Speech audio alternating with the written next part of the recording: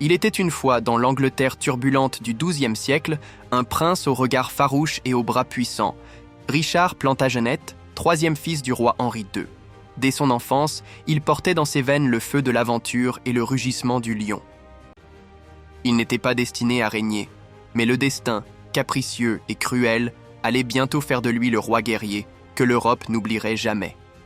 Élevé dans le raffinement de la cour d'Aquitaine, sa mère, Aliénor d'Aquitaine, l'une des femmes les plus puissantes et cultivées de son temps, lui transmit l'amour des arts, mais aussi la flamme de la rébellion. Très tôt, Richard leva les armes contre son propre père, affamé de pouvoir et de liberté. Il était impulsif, orgueilleux, mais aussi loyal envers ses idéaux. En 1189, son père mourut le cœur brisé, trahi par son fils préféré. Richard monta alors sur le trône d'Angleterre. Il avait 32 ans, une couronne d'or sur le front et une croix sur l'âme.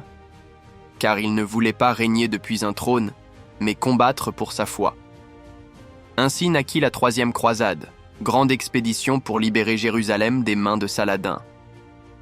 Richard y partit avec la fureur d'un croisé et la noblesse d'un chevalier, laissant l'Angleterre aux soins d'un frère qu'il ne respectait guère, Jean sans terre. Sur les terres brûlantes de l'Orient, le lion d'Angleterre rugit.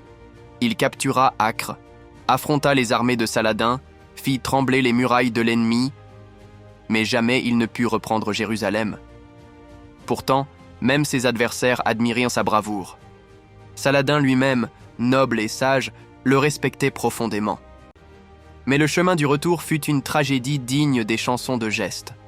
Naufragé, déguisé, capturé par un duc ennemi, Richard fut emprisonné dans un château d'Autriche. Pendant plus d'1 an, l'Angleterre paya une rançon colossale pour retrouver son roi. Quand il revint, il trouva son royaume affaibli, trahi par son frère. Il ne régna que quelques années, menant ses dernières campagnes en France. En 1199, lors d'un simple siège, une flèche vint frapper le roi guerrier. Il en mourut des jours plus tard, tenant la main de sa mère.